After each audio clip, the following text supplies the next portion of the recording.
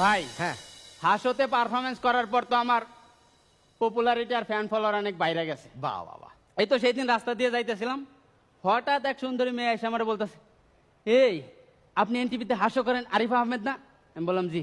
কই ভাইয়া আমি আপনার অনেক বড় ফ্যান, আমি আপনার সব ভিডিও দেখি, আপনি এক্ষুনি আমার গালে একটা হামি দিবেন, আর তা না হলে কিন্তু আমি জোর জবরদস্তি করে আপনার জড়াই ধরে আপনার ঠোঁটে হামি দিব। প্লিজ আপু আপনি জোর জবরদস্তি করেন। তুষার ভাই, আজকালকার ছেলে মেয়েরা তো স্ট্রাগল কি জিনিস তা জানেই না। স্ট্রাগল তো করছে আমরা। আমাদের সময় আমরা যখন সাদা কালো টিভিতে ইংল্যান্ড ভার্সেস নাইজেরিয়ার খেলা দেখতাম, কি কষ্টটাই না হইতো। টিভির ব্রাইটনেস একটু বাড়াইলেই দেখতাম ইংল্যান্ড টিম গায়েব, আর ব্রাইটনেস একটু কমাইলে নাইজেরিয়া টিম গায়েব। সেই দিন আমাদের আমিন ভাইয়ের বউ আমিন ভাইরে বলতেছে, এই জানো আজকে কি হয়েছে? কি হয়েছে? আমাদের পাশের বাড়ির হারু ভাই তার বউরে বিষ খাওয়াইছে, কিন্তু তার বউ মরে নাই। কেন মরে নাই কেন? কয় না, ডাক্তার পরীক্ষা করে বলছে বিষে নাকি ভেজাল আছে। আমি ওরা আগেই কইছিলাম ওই দোকান থেকে কিনিস না, এর আগে আমিও কিনা 2 বার ঠকছি। রনি ভাই হ্যাঁ। একটু খেয়াল করে দেখেন, পৃথিবীর অন্যান্য দেশে অধিকাংশ মানুষজন যেই দেশে জন্মগ্রহণ করে সেই দেশেই ব্যবসা করে, আবার সেই দেশেই মারা যায়।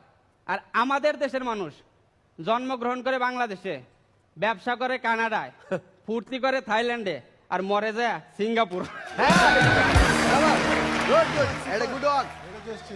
সেদিন আমাদের আমিন ভাইয়ের ছোট ছেলের স্কুলে ক্লাসে ম্যাম সব বাচ্চাদেরকে জিজ্ঞেস করলো, আচ্ছা তোমরা কাকে বেশি ভালোবাসো, বাবাকে নাকি মাকে?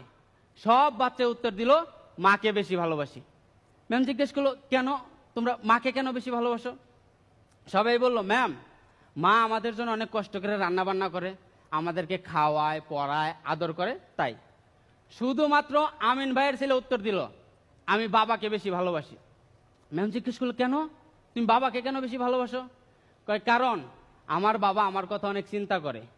প্রতি রাতেই আমার বাবা বারবার মাকে জিজ্ঞেস করে, এই বাচ্চা কি ঘুমাইছে?